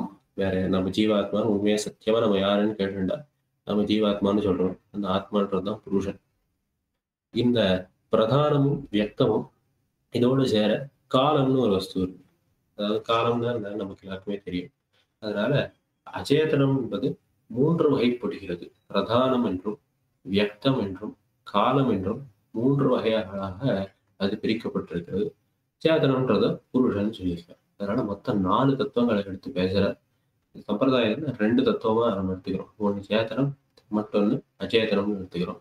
அச்சேதனத்துக்குள்ள 3 வகையாக அது மூல பிரகிருதியாக இருக்கும்போது அது சூக்ஷ்மமான நிலை. அது வியக்தமாக புலன்களுக்கு புலப்படும் போது அது ஸ்தூலமான நிலை என்று. அதாவது படைத்தல் என்பது பிரதானத்திலிருந்து வியக்தமாக பிரகிருதி மாறினால் அது படைத்தல். வியக்தத்திலிருந்து பிரதானமாக மீண்டும் உருமாறினால் அது பேர் அழித்தல் என்று சொல்கிறோம். அவ்வளவுதான், வேற ஒண்ணும் இல்லை. இது எந்த காலத்தில் பிரதானத்திலிருந்து வியக்தமானது, இது எந்த காலத்துல வியக்தத்திலிருந்து பிரதானமானதுன்னா அதை நிர்ணயிப்பதுதான் காலம். அதனால இது 3ம் சேர்ந்து அச்சேதனத்துல 3 பாகங்களாக நாம் கொள்ளலாம். அதனால இந்த 3 தான் இங்க எல்லா விதமான ஸ்திதி, சர்க்க, அந்தன்னு சொல்லக்கூடிய படைத்தல், காத்தல், அழித்தலாகிற முத்துயில்களுக்கும் இலக்காக இருக்கக்கூடியவை. அதற்கு அதற்கு துணை செல்பவை. இவையெல்லாம் யாருன்னு கேட்டா இந்த 4 தத்துவங்கள் தான். பிரதான, புருஷ, வியக்த, காலம் என்கிற 4 தத்துவங்கள். இந்த 4 தத்துவங்கள் ஏன் இவ்வாறு மாறுகின்றன? வியக்தம் விஷ்ணு ததா வியக்தம் புருஷ கால ஏவச்ச. ஏற்கனவே சொன்ன 4 எடுத்து சொல்லி கிரீடத்தோ பாலகஸ்யைவ சேஷ்டாம் தஸ்ய நிசாமைன. பகவான் என்ன பண்றாரு, ஒரு சிறு பிள்ளை இந்த விளையாட்டு பொருட்களை எல்லாம் கொண்டு விளையாடுறது வந்து அது போல இந்த 4 தத்துவங்களையும் கொண்டு பகவான் விளையாடி கொண்டிருக்கிறார். அதனால அந்த எப்படி விளையாடினான் என்பதை சொல்கிறேன். பாலகஸ்ய கிரீடத்தா பாலகஸ்யேவ சேஷ்டாம். இந்த பாலகனுடைய சேஷ்டையைத்தான் நான் உனக்கு சொல்லப் போகிறேன் என்று பராசர் மைத்ரேயருக்கு கூறுகிறார். இப்ப இதுல கேள்வி என்ன வருதுன்னா, இதுக்கும் பகவானுக்கும் என்ன சம்பந்தம்? பகவானே ஜெகன்மயான்னு சொல்லியிருக்கோம். ஜெகன்மயமாக இருக்கக்கூடியவன், ஜெகத்தாகவே இருக்கக்கூடியவன்லாம் சொல்லியிருக்கவன். அப்ப இதெல்லாம் பகவானோட சேர்ந்த பொருளா, இல்ல அவனே பகவானே தான் இதெல்லாமா, இல்ல இதிலிருந்து வேறுபட்டவையா என்ற கேள்வி இருக்கும். அதற்கு பதிலாக உரைக்கிறார். விஷ்ணோஹோ ஸ்வரூபாத் பரதோஹி தே அந்நிய ரூபே பிரதானம் புருஷஸ்ய விப்ரஹ. இந்த பிரதானம்னு சொல்லப்படுகிற அச்சேதனமும் புருஷன் சொல்லப்படுகிற சேதனனும் இவர்கள் இருவரும் ஸ்வரூபத்தாலே பகவானிலிருந்து வேறுபட்டவர்கள் என்று இந்த பிரகதி புருஷர்களே அவன் ரூபமாக தரிக்கிறானே ஒழிய இவை அவனே என்று சொல்லிவிட முடியாது. ஸ்வரூபத்தால் இவை வேறானவை. ஆனால் அவற்றை சரீரமாக கொள்கின்றபடினாலே இதுவே அவன் என்று ஜெகன்மயா என்று சொல்லும்படியாக, அவனே ஜெகத்து என்று சொல்லும்படியாக இவை இருக்கின்றன என்றெல்லாம் இதை காட்டுகிறார். இந்த பிரதானத்தையும் புருஷத்தையும் உள்ளே புகுந்து ஹரியானவன் அவற்றை சோபயாமாச என்று, அதாவது இந்த பிரதானத்தில் சத்வம் ரஜஸ் தமஸ் எல்லாம் ஒரே அளவுல சமத்துவத்தோட இருக்கும். அந்த சமத்துவத்தை குறைக்கும் வகையிலே பகவான் அவற்றுக்கு உள்ளே புகுந்து அவற்றை மாற்றுகிறான். இதுக்கு பல ஸ்லோகங்கள் இருக்கு. அதை இங்க சுருக்கமாக எடுத்து கருத்துல காட்டியிருக்கேன். இதை சிருஷ்டியில 2 பகுதிகளாக நாம் கொள்ளலாம். படைத்தல் என்பதை 2 பாகங்களாக கொள்ளலாம். ஒன்று சமஷ்டி சிருஷ்டி என்று பேர், மற்றொன்று வியஷ்டி சிருஷ்டி என்று பேர். அதாவது படைக்கும் போது படைத்தலுக்கு தேவையாக இருக்கக்கூடிய விஷயங்களை எல்லாம் முதலில் தோற்றுவிக்க வேண்டும். பின்பு தோற்றுவித்தவையை ஒன்று சேர்க்க வேண்டும். அதனால அது 2 படிகளாக நமக்கு இருக்குது. ஒரு வீடு கட்டுறதுனாலே அதுக்கு ஏதோ செங்கல் வாங்கணும், சிமெண்ட் வாங்கணும், இன்னும் தனித்தனியா முதல்ல எல்லாம் வாங்கி வச்சுக்கணும். அதுக்கப்புறம் எல்லாத்தையும் சேர்த்து கட்டணும். அது மாதிரியே தான் இங்கே ஆரம்பத்துல தேவையான பொருட்களை எல்லாம் சேர்த்துக்கிறேன், அதுக்கப்புறம் சிருஷ்டி பண்றேன். அதாவது 2 படிகளாக இதை காட்டப்படுகிறது. இந்த பிரதானம்னு சொல்ற மூல பிரகிருதி. இந்த மூல பிரகிருத்தியே க்ஷோபயாமாசன் சேர்த்து சொன்னார். அதுல இருக்கக்கூடிய முக்குணங்களான சத்வம் ரஜஸ் தமஸ் ஆகிற 3 குணங்கள் சமத்துவத்தை இழக்கும் போது அதுல இருந்து மகான் என்கிற தத்துவம் பிறக்கிறது. மகத்து என்று கூறுவார்கள். இதுதான் ஆரம்ப தத்துவம். நம்ம ஸ்தூலம்னு வரைச்சு அந்த ஸ்தூல சிருஷ்டியில முதல்ல தோன்றக்கூடிய விஷயம் இதுதான். மகத் என்று தோன்றுகிறது. அதுல இருந்து அகங்காரம் தோன்றுகிறது. அகங்காரத்துக்கு 3 வகைகள் இருக்கின்றன. ஒன்று சாத்விக அகங்காரம், ராஜச அகங்காரம், தாமச அகங்காரம் என்று 3 வகையான அகங்காரங்கள் அதிலிருந்து தோன்றுகின்றன. இதுல தாமச அகங்காரத்திலிருந்து தான் நமக்கு புலப்படுகின்ற உலகத்தினுடைய அந்த building blocks of the world சொல்றாங்க. அதெல்லாம் இதுல இருந்து வருது. முதல்ல பஞ்ச தன்மாத்திரைகள், சப்த ஸ்பரிஷ ரூப ரசகந்தங்கள் இவையெல்லாம் தோன்றுகின்றன. அதிலிருந்து அந்தந்த பூதம் தோன்றுகிறது. ஆகாசம், வாயு, அக்னி, ஆபஸ், பிருத்திவின்னு இருக்கக்கூடிய பஞ்சபூதங்களும் அந்த தன்மாத்திரைகள் அதனுடைய நுண்ணிய வடிவங்களிலிருந்து தோன்றுகின்றன. கிரமம் எப்படின்னா, சப்தத்திலிருந்து ஆகாசம், சப்தமாகிற தன்மாத்திரையிலிருந்து ஆகாசம் தோன்றுகிறது. ஆகாசத்திலிருந்து ஸ்பரிசம் என்கிற தன்மாத்திரை, ஸ்பரிசம் என்கிற தன்மாத்திரையிலிருந்து வாயு என்கிற பூதம், வாயு என்கிற தன்மாத்திரையிலிருந்து ரூபம் என்கிற வாயு என்கிற பூதத்திலிருந்து ரூபம்ன்ற தன்மாத்திரை, ரூபம்ன்ற தன்மாத்திரையிலிருந்து அக்னி என்கிற பூதம், அக்னி என்கிற பூதத்திலிருந்து ரசம், ரசத்திலிருந்து ஆபம், ஆபத்திலிருந்து கந்தம், கந்தத்திலிருந்து பிருத்திவி. இதுல சப்த ஸ்பரிச ரூப ரச கந்தம் என்பவை எல்லாம் தன்மாத்திரைகளாகவும், ஆகாசம், வாயு, அக்னி, ஆப, பிருத்திவி என்பதெல்லாம் பூதங்களாகவும் கருதப்படுகின்றன. இதெல்லாம் தனித்தனியாக தோன்றுகிறது. இதெல்லாம் தான் நம்மளை மயக்குகிறது. இதெல்லாம் சேர்த்துதான், அந்த பஞ்சபூதங்கள் எல்லாம் சேர்ந்துதான் நம்மை மயக்கும் வேலையை செய்கின்றன. அதனால் இவையெல்லாம் தாமசத்திலிருந்து தோன்றுகின்றன, தாமச அகங்காரத்திலிருந்து தோன்றுகின்றன. சாத்விக அகங்காரத்திலிருந்து ஞானேந்திரியங்களும் கர்மேந்திரியங்களும் தோன்றுகின்றன. அதாவது இதெல்லாம் செய்கின்ற மயக்கத்திலிருந்து தெளிவதற்காக நம்முடைய புலன்கள் நமக்கு உண்மையை உணர்த்துகிறது. அதனால அந்த ஞானேந்திரியங்களும் அந்த ஞானத்தின்படி அனுஷ்டிப்பதற்கு தேவையான கர்மேந்திரியங்களும் சாத்விக அகங்காரத்திலிருந்து தோன்றுகின்றன. அதனால் இவை எல்லாம் புலன்கள். உலகத்தை நுகரும் வகை அல்லது உலகத்தில் நாம் செயல்படும் வகையை தொடர்பு கொள்கின்ற உறுப்புகளை எல்லாம் அவற்றினுடைய சக்தி, அந்த உறுப்பில் இருக்கிற சக்தியை நாம் இந்திரியம் சொல்றோம். அதான் ஞானேந்திரியம் என்றும் கர்மேந்திரியம் என்றும் சாத்விக அகங்காரத்திலிருந்து தோன்றுகின்றன.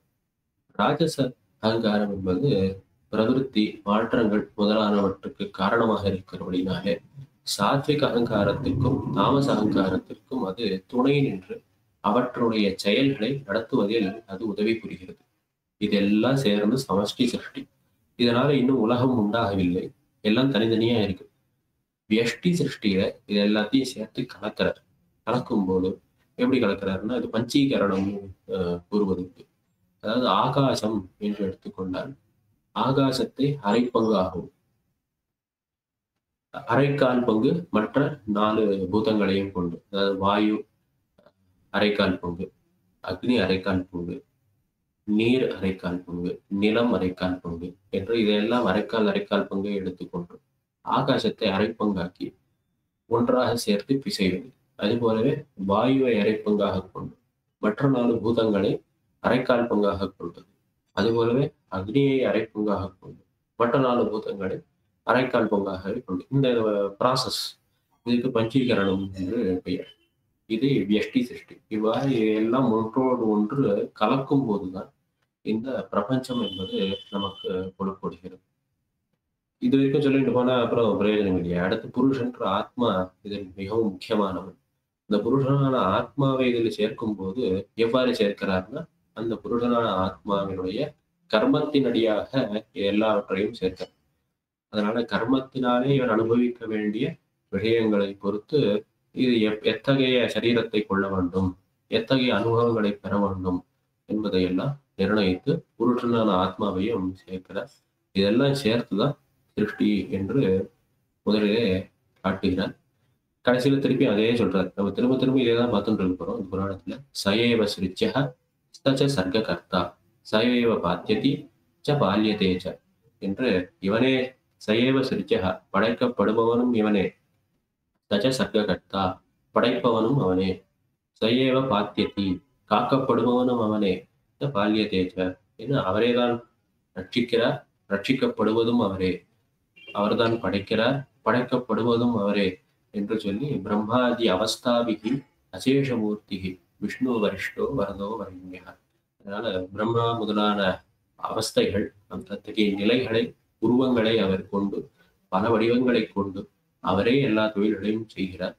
உயர்ந்தவர், வரதர், அணுகத்தக்கவர், விரும்பத்தக்கவரான விஷ்ணுவே இது அத்தனையும் செய்கிறார் என்று சொல்லி ஏன் மாதிரி சொல்றார்? திருப்பி அதே சரிய சம்பந்தம் எல்லா இடத்துலையும் இதே தான் கொண்டு வரும்.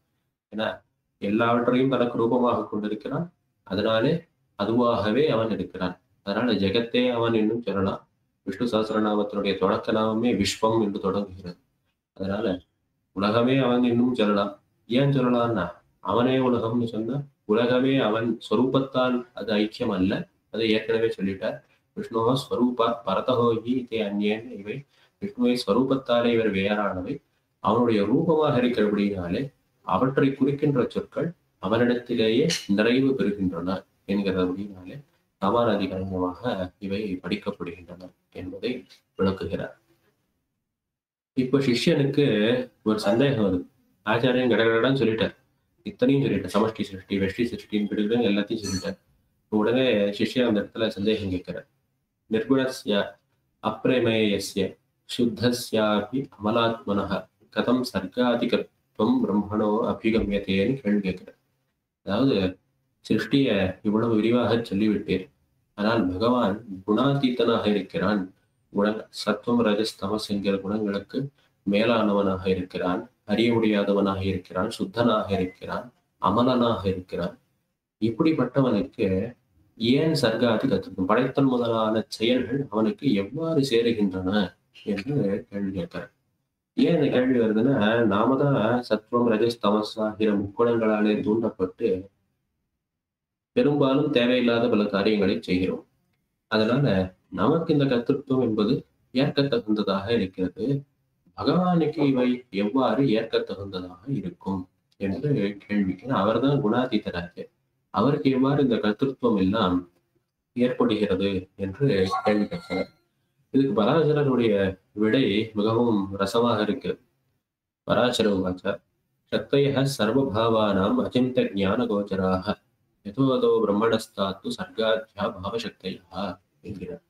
அதாவது பகவான் நிர்குணன் என்று சொன்னால் அவனுக்கு வேறு குணமே இல்லை என்று பொருள் அல்ல, அவனுக்கென்று ஒரு ஸ்வபாவம் என்பது இருக்கும்.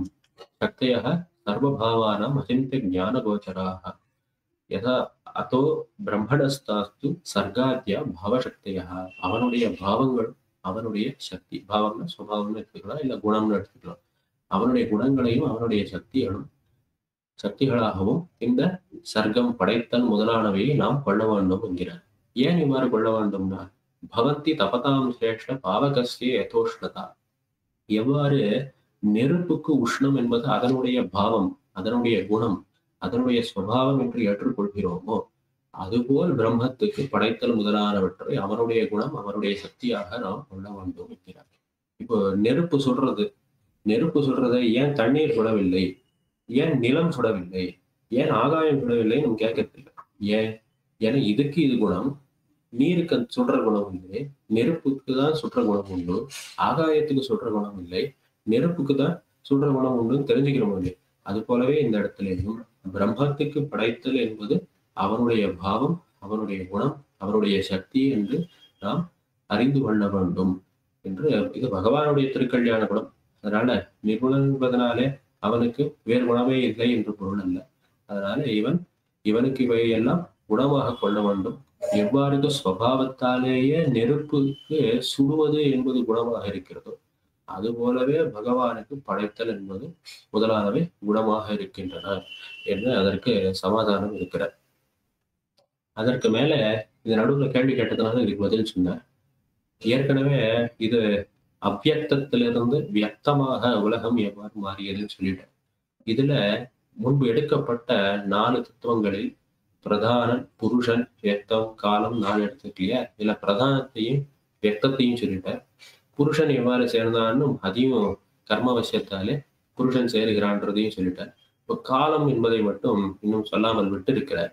இடையில் கேள்வி எழுந்ததுனால அந்த கேள்விக்கு பதிலை சொல்லிவிட்டு இப்ப அடுத்து கால தத்துவத்தை எடுத்து விவரிக்கிறார். இதுல கண்ணிமைக்கும் நேரம் நிமேஷம் எனப்படுகிறது. அதில் 15 நிமேஷங்கள் ஒரு காஷ்டை எனப்படுகின்றது. 30 காஷ்டைகள் ஒரு கலை, 30 கலைகள் ஒரு முகூர்த்தம். அது கிட்டத்தட்ட 48 நிமிஷம். இது 30 முகூர்த்தம் ஒரு அகோராத்திரம். அகோராத்திரம்னா ஒரு பகல் மற்றும் ஒரு இரவு, இரண்டையும் சேர்த்து ஒரு நாள்னு சொல்றோம் இல்லையா? அது 30 முகூர்த்தம். 30 அகோராத்திரம் ஒரு மாசம், 6 மாசம் ஒரு அயனம். அதாவது உத்தராயணம் தட்சிணாயணம்னு சொல்றோம் இல்லையா? உத்தராயணம் தட்சிணாயணமும் 6 மாதங்கள் கொண்டிருக்கின்றன. 2 அயனங்கள் மனுஷனுடைய கால அளவின்படி அவை ஒரு மனுஷ வருஷம்.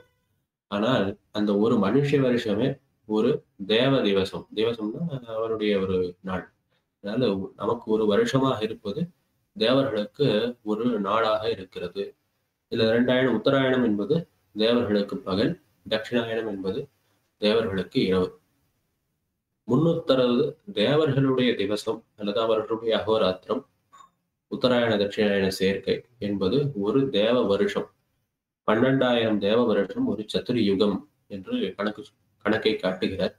இதெல்லாம் நிறைய ஸ்லோகங்கள்ல பார்த்தா நமக்கு சரியா ரொம்ப சுலபமா நம்மால் தெரிஞ்சுக்க முடியாதுன்றதுக்காக அந்த மாதிரி டைப்படிச்சு வச்சிருக்கேன்.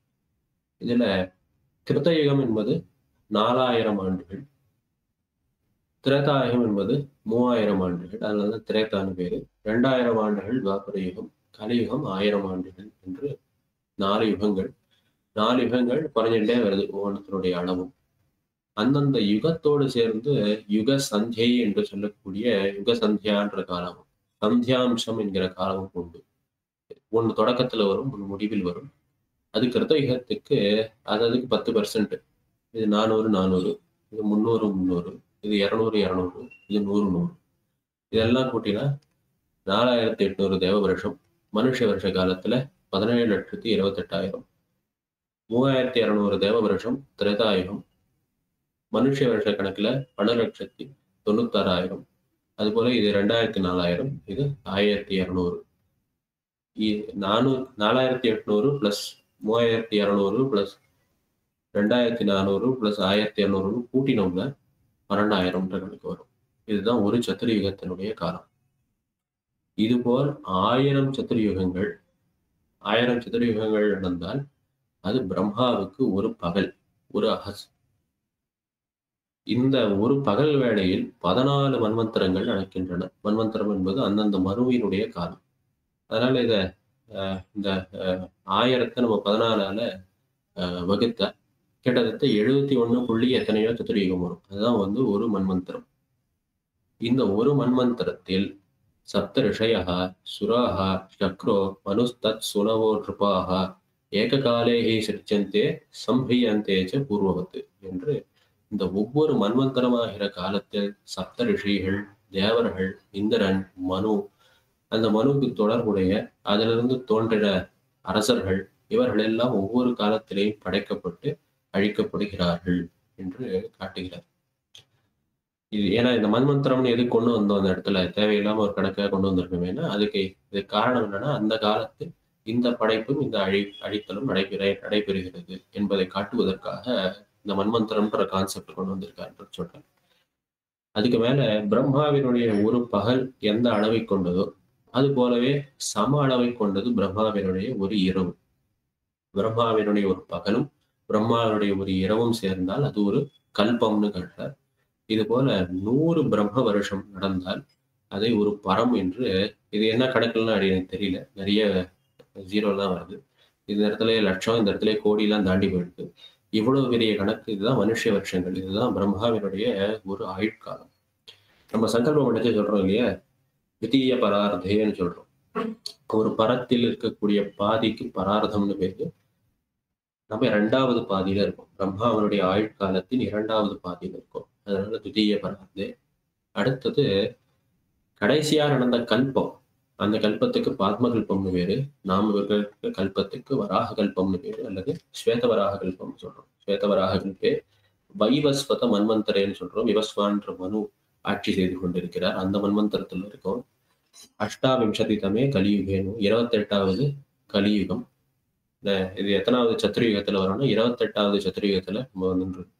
அதனால அந்த 28வது சத்துருயுகத்தில் கலியுகே பிரதமே பாதை ஜம்புத்வீபன் வரிசையா கணக்கெல்லாம் சொல்லணும். அதனால இந்த இடத்துல இந்த கால கணக்கா சொல்றாரு. நம்ம இப்ப எந்த காலகட்டத்துல இருக்கோம்னு சொல்றதுக்கு, இந்த காலகட்டத்துக்கு வராக கல்பம்னு பேர். அதாவது கடந்த கல்பம் முடிந்த பிறகு உலகமெல்லாம் அழிந்து பிரம்மாவினுடைய இரவில் எல்லாம் அழிந்து மீண்டும் தோன்றிய போது இதுக்கு வராக கல்பம், மீண்டும் அது தோன்றிய போது இதுக்கு வராக கல்பம் என்ற பெயர் ஏற்பட்டது என்பதை காட்டி முடிக்கிறார். உடனே அடுத்த கேள்வி என்ன வரும், ஏன் இதுக்கு வராக கல்பம் என்ற கேள்வி வரும். அதனால முதல் அத்தியாயம் ஏற்கனவே காலம் நடந்து போச்சு. அதனால சமைக்கணும், ஒரு 5 நிமிடங்களில் இதை முடிச்சிடுறேன். ஏன்னா இது வரைக்கும் சொல்லி முடிச்சிடலான்னு இன்னைக்கு சொன்னா நல்லா இருக்கும். சதுர்த்த அத்தியாயம் 4வது அத்தியாயத்தில் வராக அவதாரம் முதல் அவதாரமா எடுத்து காட்டப்படுவது வராக அவதாரம். ஏன் இந்த நம்முடைய கல்பத்துக்கு வராக கல்பம் என்ற பெயர் வந்தது, வராக பெருமாள் இந்த கல்பத்தினுடைய தொடக்கத்தில் அவதரித்தார் என்பதை காட்டுறார். முன் கல்பங்களில் மத்ய கூர்மாதிகாம் தத்துவத் வராகம் வபுராஸ்திதா. கல்பாதிஷு எவ்வாறு புறா கல்பாதிஷு முன் கல்பங்களில் எவ்வாறு மத்யனாகவும் கூர்மமாகவும் தோன்றினாரோ அதுபோல் இந்த கல்பத்தினுடைய தொடக்கத்தில் பகவான் வராகனாக தோன்றினான் என்ன பகவானுடைய முதல் அவதாரமான வராக அவதாரத்தை சொல்கிறார். கல்பத்தினுடைய ஆதியில் வராக அவதாரம் நடந்தபடுகிறது. இது ஆதிவராக அல்லது ஸ்வேதவராக கல்பமாக இந்த கல்பம் வழங்கப்படுகிறது. இப்போ இந்த வராகனுக்கே நாராயணன் என்ற திருநாமத்தை சூட்டுகிறார். ஆப்போ நாராயதி புரோக்தா ஆப்போவை நரசூனவா அயனம் தஸ்யதாக பூர்வம் தேன நாராயண ஸ்ருதா என்று தொடக்கத்தில் தெரிவிக்கிறார். இந்த பிரளய ஜலம், பிரளயாரணவம்னு சொல்றவே, அந்த பிரளய ஜலத்தை, இந்த பிரளய ஜலம் எல்லாம் அவனாலே படைக்கப்பட்டவை. நரன் என்றால் பகவான், அவனாலே படைக்கப்பட்டவை ஆகையால் இவை நரசூனவகா, அவனுடைய குழந்தைகளை போன்றவை. யாரு? இந்த பிரளய ஜலம். அதனால அதுக்கு நாராகா என்று பெயர். அதை இவன் அடைந்தான். ஏன் அடைந்தான்? அதில் மூழ்கி இருக்கும் உலகத்தை தூக்கி மீண்டும் வெளியே கொண்டு வர வேண்டும் என்பதற்காக அதை இவன் அடைந்தான். ஆகையால் இந்த வராக பெருமாளே நாராயணன் என்று அழைக்கப்படுகிறான் என்று ஒரு அர்த்தத்தை இந்த இடத்துல காட்டுறார். எவ்வாறு தோன்றினான் பகவான் என்றால், வேத யஜ்ஞமயம் ரூபம் அசேஷ ஜெகதஸ்திதோ ஸ்திராத்மா சர்வாத்மா பரமாத்மா பிரஜாபதி. இந்த உலகத்தை எல்லாம் படைப்பதற்காக உண்மையான பிரஜாபதியாக, உண்மையான காரணனாக இருக்கக்கூடிய பகவான் யஜ்ஞவராகனாய் வேதமும் யஜ்ஞமுமே தன்னுடைய வடிவமாக கொண்டு வராக ரூபத்தை எடுத்தான். வராக ரூபத்தினுடைய வடிவம் என்னன்னா, வேதமும் யஜ்ஞமுமே அவனுடைய வடிவமாக இருந்தது. வேதத்தாலும் யஜ்ஞத்தாலும் இந்த உலகத்தை படைத்தான் என்று காட்டுகிறார்.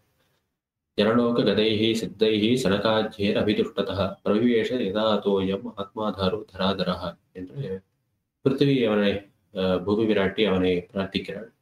நமஸ்தே சர்வபூதாய துப்யம் சங்ககதாதர மாமுத்தரா தஸ்மாத் யத்வம் त्वत्तोऽहं பூர்வ உக்திதா, முன்பு என்னை எடுத்தது போலவே நீயும் இந்த இதுவரை என்னை மேலே தூக்கிவிட வேண்டும் என்று பிரளயானவத்திலிருந்து தூக்கி விடுவதற்காக அவனை பிரார்த்திக்கிறார். அதனால ததா அந்யானி ச பூதானி யகனாதீனி அசேஷதா என்று இந்த இடத்துல எழுத்துப்பிழை இருக்கு. துவன் மயாகம் ஜனார்தனன் வரணும், மாயாகம் போட்டிருக்கு. துவன் மயாகம் ஜனார்தனன், உண்மயமாகவே நான் இருக்கிறேன், மற்ற பூதங்களையும் கொண்டவளாக இருக்கிறேன் எல்லாம் பேசி நமஸ்தே பரமாத்மாத்மன் புருஷாத்மன் நமஸ்துதே பிரதான வியக்த பூதாய காலபூதாய தே நமகான்னு மீண்டும் இவற்றுக்கெல்லாம் அந்தராத்மாவாக இருக்கக்கூடிய உன்னை வணங்குகிறேன். துவம் கர்த்தா சர்வபூதானாம் துவம் பாத்தா துவம் விநாசகுருத்துன்னு அதே முத்துவெளிகளை மீண்டும் மீண்டும் எடுத்து நம்ம இதெல்லாம் பார்க்கணும். அதெல்லாம் சொல்லி அவனை துதிக்கிறாள் பூமி பிராட்டி. இது இங்கேயே வச்சிருக்கேன், நீங்க வீடியோல எடுத்து இந்த ஸ்லோகத்தை அப்படியே அனுசந்திக்கலாம். இது மொத்தமே பூமி பிராட்டி பகவானை குறித்து வராக பெருமானை குறித்து பண்ணின ஸ்லோகங்கள் வரிசையா இருக்கு இது வரைக்கும். அதனால வரிசையா இதெல்லாம் எடுத்து பிரார்த்திக்கிறாள். இந்த முத்தொழில்களை சொன்ன உடனேயே 4வது தொழிலான மோட்ச பிரதிபதியையும் சொல்லணும். தொம் ஆராத்திய பரம் பிரம்மம் யாத்தா முக்தி மோட்சவ வாசுதேவம் அனாராத்திய கோ மோட்சம் சமாப்சியத்தின்னு, உன்னை வணங்காமல் யார் மோட்சத்தை அடைவார்கள், உன்னை ஆராதித்தே அனைவரும் மோட்சத்தை பெறுகிறார்கள் என்கிற அர்த்தத்தையும் சொல்லி அவரை வெகுவாக துதிக்கிறாள். வரிசையா அந்த இடத்துலாம் இருக்கு. இந்த யஜ்ஞ ரூபத்தை கொண்டார்னு சொன்னோம். தொம் யஜ்ஞஸ்தம் வஷட்காரஸ்தம் ஓங்காரஸ்தம் அக்னிய தொம் வேதாஸ்தம் ததங்கானே தொம் யஜ்ஞ புருஷோ ஹரேன்னு, அவனே வேதங்கள், அவனே யஜ்ஞங்கள், அவனே அக்னி, அந்த வேதத்தில் இருக்கிற அக்னியும் அவனே, அந்த வேதத்தினுடைய அங்கங்களும் அவனே என்று யஜ்ஞ புருஷனாக பகவானை போற்றுகிறான். இதெல்லாம் சாஸ்திரார்த்தம். அதாவது யஜ்ஞத்தாலேயே உலகம் தரிக்கப்பெறுகிறது என்கிற சாஸ்திரார்த்தம். அந்த யஜ்ஞத்துக்கு அடிப்படையாக இருப்பது வேதம். அதனால வேதத்தை அடிப்படையாக கொண்டு செய்யப்படுகின்ற யஜ்ஞங்களாலேயே உலகம் நிறைபெறுகிறது என்ற அர்த்தத்தை வராக ரூபத்தை கொண்டு பகவான் காட்டுகிறான். அதனால அவன் இவ்வாறு போற்றப்பட்டவனான பகவான் அவன் என்ன பண்ணுகிறான்னா, பூமி பிராட்டியை ரசாதலத்திலிருந்து தூக்கி மேலே கொண்டு வந்து நிலைநிறுத்துகிறார். ததக சமுட்சிப்பிய தராம் ஸ்வதம்ஷயா, தன்னுடைய கோரை பற்களாலே அதை குத்தி மேலே எடுத்துன்னு வந்து, அடிக்கடி நம்முடைய வியாக்கியானங்களில் காணப்படுகின்ற வச்சனம் மகாவராக ஸ்புடபத்மலோச்சனகான்னு பார்ப்போம். இது இங்கிருந்து தான் எடுக்கப்பட்டது. ரசாதலாத் உத்பல பத்திர சன்னிபா சமுத்திதோ நீல இவாச்சலோ மகான்னு, ஒரு நீல பர்வதம் மேலே வருவதை போலே தன்னுடைய மூக்கினுடைய நுனியில் இருக்கிற கோரை பற்களாலே குத்தி பூமி விராட்டி வெளியில கொண்டு வந்து சேர்க்கிறான். அது எப்படி இருந்ததுன்னா, ஒரு யானை தாமரை குளத்துல குளிச்சுட்டு வெளியில வரைச்சு அதனுடைய தந்தத்தினுடைய நுனியில ஒரு தாமரை புஷ்பம் இருந்தால் இவ்வாறு இருக்கும். அது போல மகாவராகனாக பெரிய வடிவை கொண்டு மிகச்சிறிய பூமியை எடுத்துன்னு வந்தான்னு சொல்லி, இது ஆழ்வாரும் அவருடைய பாசுரத்தோடையும் சேர்த்து நம்ம ஒப்பு நோக்கலாம். இந்த நீல இவாஜலோ மகான் என்று ஒரு நீல பர்வதத்தை வெளியே தோன்றினது போல் இருந்தது. நீலவை 2 பிறை கவி நிமிர்ந்ததப்ப போல வராகமன்னா நிலம் போர்க்கடை கொண்ட இருந்தால் நீலக்கடற்கடைந்தார் ஆழ்வார் பாட்டினார். அது போல இந்த இடத்துல அதே வச்சனத்தை, அதே உதாரணத்தை பராசரரும் சுருக்கமாக மேற்கொண்டிருக்கிறார். அதனுடைய ஒப்புமையையும் நாம் நோக்கலாம். இந்த வராக ரூபத்தை கொண்ட போதிலும் ஸ்புட பத்மலோச்சனாக என்று அவனே புண்டரீகாட்சன் என்பதை காட்டும் விதத்திலேயே அவன் தோன்றுகிறான். தொடக்கத்திலேயும் ஜிதந்தே புண்டரீகாட்சன் சொல்லியும் தொடங்கும். அந்த புண்டரீகாட்சன் தானே என்று காட்டும்படியாக வராக ரூபத்தை கொண்ட போதும் அவன் புண்டரீகாட்சனாகவே தோன்றினான் என்பதையும் பார்க்கிறோம். பிரசீத சர்வ சர்வாத்மன் பவாய ஜெகதாமிமாம், இதெல்லாம் சனகாதி ரிஷிகள் அவனை கண்டு துதிக்கிறார்கள். பிரசீத சர்வ சர்வாத்மன் பவாய ஜெகதாமிமாம் உத்தரோவி உத்தரூர்வி மே ஆத்மன் ஷண்ணோதேஹி அப்ஜலோச்சன சத்வோதிதோசி பகவன் கோவிந்த பிருத்வீமிமாம் சமுத்திர பவாயேஷ ஷண்ணோதேஹி அப்ஜலோச்சன சர்க்க பிரவருத்திர்பவதோ ஜகதாமுபகாரிணி பவத்யேஷா நமஸ்தேஸ்து ஷண்ணோதேஹி அப்ஜலோச்சன ஷண்ணோதேஹி அப்ஜலோச்சன பல ஸ்லோகங்கள் அடுத்தடுத்து வருது. சனகாதி ரிஷிகள் அவனை துணிக்கிறார்கள். நன்மையே நடக்கட்டும் ஹே புண்டரீகாட்ச, நன்மையே நடக்கட்டும் ஹே புண்டரீகாட்ச, நன்மையே நடக்கட்டும் ஹே புண்டரீகாட்ச, நன்மையே நடக்கட்டும் 3 வகையாக இந்த ஸ்லோகங்கள். இந்த உலகத்தை எல்லாம் நீ எடுத்து வெளியே கொண்டு வந்தாய் ஹே பகவான் கோவிந்த பிருத்திவீமிமாம் ஜெகதாமிமாம், இந்த உலகத்தை நீ வெளியே கொண்டு வந்தாய், இதெல்லாம் நல்லபடியாக நடக்கட்டும், நல்லபடியாக நடக்கட்டும். சத்வோதிருப்தோசி, சத்துவமே முழுமையடைவை பெற்ற நீ நல்லதையே செய்ய கடவாய்ன்னு இவர்கள் எல்லாம் போற்றும்படியாக வராகபெருமானை போற்றும்படியாக இந்த 4ஆம் அத்தியாயம் நிறைவுறுகிறது. இதோட இன்னைக்கு முதல் பாகம் நிறைய தத்துவார்த்தங்கள்லாம் இருந்தது, கதை அவ்வளவு இல்லைன்றதுனால இதுவரை நாம் முதல் அம்சத்தினுடைய முதல் 4 அத்தியாயங்களை அனுபவித்தோம். ஸ்ரீமதே ராமானுஜாய நமः. அடியன் சுவாமி பரமபாக்கியம் சுவாமி. அண்ணா நன்னா திவ்யமா சாதிச்சல் சுவாமி. பொறுமையா அண்ணா புரியற மாதிரி நன்னா சாதிச்சல் சுவாமி. 4 அத்தியாயம் நன்னா கேட்க முடிஞ்சது, எங்களால அண்ணா புரிஞ்சுக்க முடிஞ்சது. நன்னா அன்வைச்சோம் சுவாமி. கேட்க காத்துன்னு இருக்கோம். இன்னும் மேலும் மேலும் நீங்க சாதிச்சு நாங்க அன்வைக்க காத்துன்னு இருக்கோம் சுவாமி. பாக்கியம் சுவாமி, பரம பாக்கியம். அடியன் ஸ்ரீமதே ராமானுஜாய நமக. நமஸ்காரம் சுவாமி.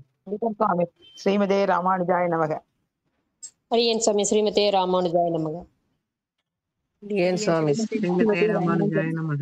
ஸ்ரீமதே ராமானுஜாய நமக.